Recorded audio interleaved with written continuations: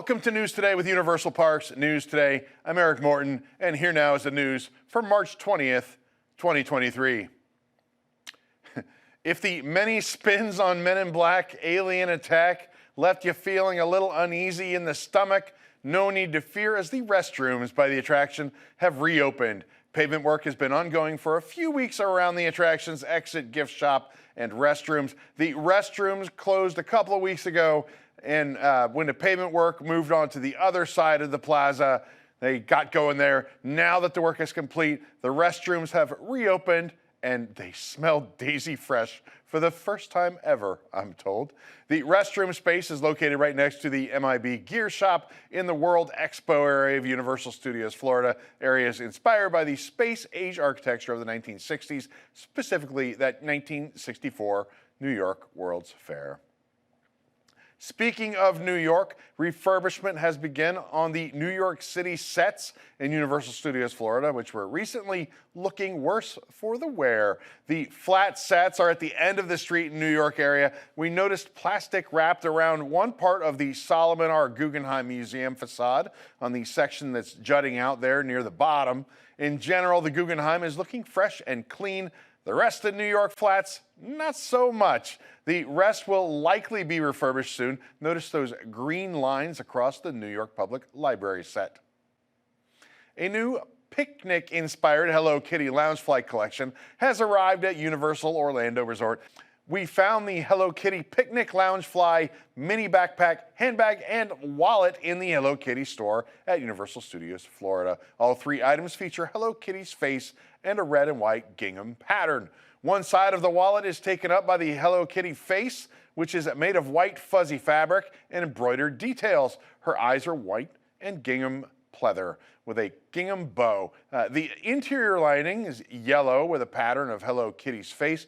The card slots are solid red. The ID slot has a bow-shaped cutout. The other side of the wallet is gingham pattern as well, with an image of Hello Kitty enjoying a picnic. The wallet is $55. Next up, we have the Hello Kitty Loungefly handbag. The handbag has Hello Kitty's face on the rounded flap. It's the same look as the wallet in general. There is red and white gingham beneath the flap, and her synthetic leather ears and bow are stitched up on top. Like the wallet, the back of this Loungefly handbag features Hello Kitty having that picnic. Her picnic includes jam, an apple juice, and pie. The signature metal Loungefly plaque also features the Sanrio logo on the back. The underside of the flap is solid white pleather. The bag includes an adjustable, detachable gingham strap as well. The interior lining is the same as the wallet, featuring a yellow print decorated in an all-over Hello Kitty pattern. The handbag, $79. Finally, that backpack, it has Hello Kitty's furry face on the top front. Her ears and bow stick out from the top of the bag. The front pocket is red, and it's red gingham. Again, there's that gingham. Man, I've never said gingham so many times in one show. With a Hello Kitty zipper pull charm. The back, once again, features Hello Kitty at that picnic. The backpack, that was going to cost you $85. VillainCon Minion Blast construction has been coming along quickly over the last few months, and last week the installation of a large V began on the facade. We noticed a new giant orange V has been added to the exterior of the attraction. The V, which presumably stands for VillainCon, is centered on the front of the attraction. The empty space below it looks like it will be future home of the attraction's name marquee, perhaps. VillainCon Minion Blast is replacing the recently retired Shrek 4D attraction and is set to open this summer. The new attraction, of course, will be set at VillainCon, and guests will be tested to see if they have what it takes to join the Vicious Six, a group of supervillains from the Minions franchise. This program is brought to you by our official travel agent sponsor, The Vacationeer, the engineers of your next epic vacation. Sit back and let their team of vacation planning experts craft your family's next Universal trip. The best part is that their services are free. Visit www.nt.travel for details. Though Popeye and Bluto's Bilge Rat barges and Wimpies have reopened at Universal's Islands of Adventure, Me Ship the Olive remains closed for refurbishment. We saw crews touching up the paint on the ship's funnel recently. Me Ship the Olive is a water play area with slides, nets, and interactive games. Scaffolding currently surrounds the funnel, and we saw 3 crew members painting during our most recent visit. The funnel features a giant image of Olive Oil's face. Popeye is pictured painting SS Olive below her likeness. 2 crew members were working on the lettering while another worked on Olive Oil. Volcano Bay is expected to reopen tomorrow, March 21st, after being closed for multiple days due to cold weather. Well, the forecast for tomorrow is about 78 degrees, so go have some fun in the sun. Guests of the Cursed Coconut Club have been hearing the Sirens song as the American Sirens took the stage to perform for Universal's Mardi Gras celebration. The trio took the stage to perform, and we were there to video their 3-part harmonies transformed as they transformed popular songs into a jazz-infused rendition. The first song of the evening was Power of Love, originally by Huey Lewis and the News, and of course popularized by Back to the Future. They took this popular 1985 song in a new direction before greeting the guests at the lounge. Their second song of the evening was a version of the song by Cage the Elephant called Ain't No Rest for the Wicked. They take the alternative indie song and put their sultry harmonies on this version. Of course, makes this version sound as if it were originally a jazz song. The next song was from the White Stripes, using their vocal skills to blend with the lounge piano rendition of Seven Nation Army. It's pretty cool. Check it out. In the middle of their version, trumpets and a snare drum play as they begin to dance on the stage to the beat of the music. For another song on the set, they sang You Say I'm Crazy Because You Don't Think I Know What You've Done, to the upbeat jazz adaptation of the Sam Smith song I'm Not the Only One. During the performance, they closed out their time singing a reworking of the classic song originally sung by George Michael, Careless Whisper. After guests enjoyed the final song of this show, they exit the stage. Each performance set is about 19 minutes, and guests can enjoy the jazz lounge interpretations of popular songs that range across the decades. For the full show, you can check out a video right here on our channel.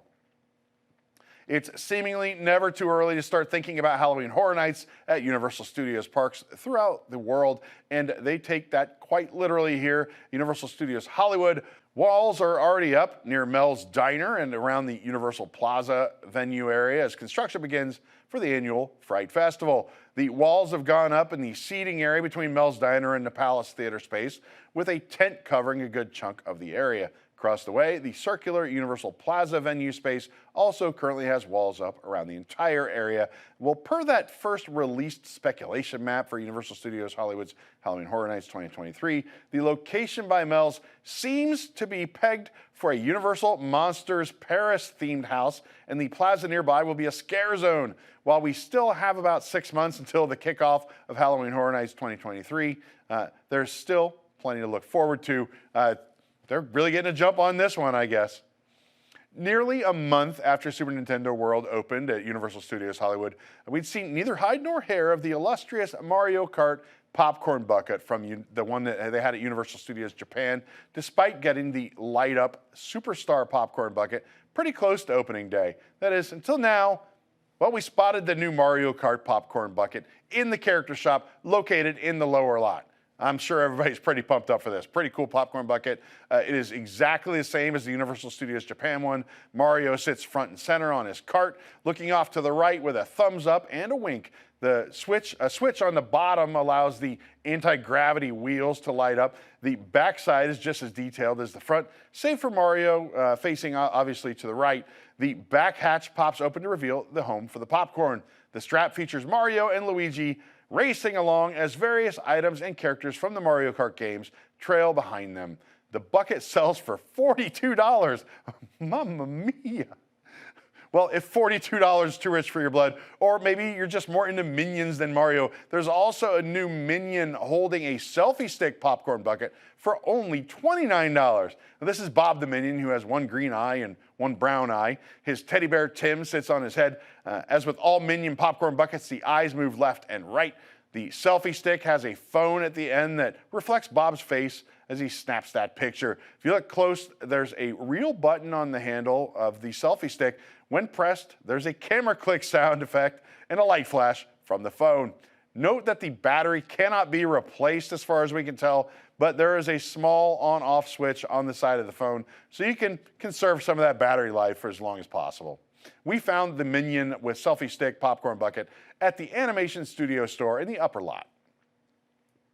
Last year, Super Nintendo World celebrated its first anniversary since opening on March 18th, 2021, with a new fire flower sipper and plenty of other new merchandise in the land. Now, for the second anniversary, Universal Studios Japan is stepping up its game with a new limited edition gold power-up band inspired by the golden mushroom from the land's storyline. This one's going to cost you 4,200 yen, or just about $32. The new power-up band features the same basic design as a standard Mario power-up band.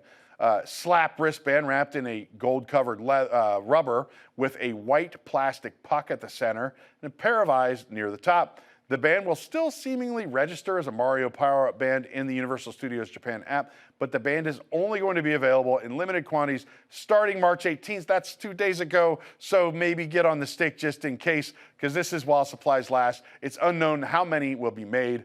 With this, the lineup of power-up bands will expand to 7 available types. That's Mario, Luigi, Princess Peach, Princess Daisy, Yoshi, Toad, and Gold Mario. This band will seemingly be exclusive to Universal Studios Japan and not available at Universal Studios Hollywood. You can support the entire team behind this show and others by joining the WWNT Interglobe Society at patreon.com/WWNT. Get access to exclusive content, discounted show and event tickets, and more. Special shout out to all the WIGS members watching who make this show happen each and every week. For more information on these stories and more, head on over to universalparksnewstoday.com. If you're enjoying the show, be sure to like this video, subscribe to Universal Parks News Today on YouTube for more great content, click the bell for notifications, and make sure to hit select all notifications so you never miss an episode of News Today with Universal Parks News Today. For UPNT, this is Eric Morton saying the future is whatever you make it, so make it a good one.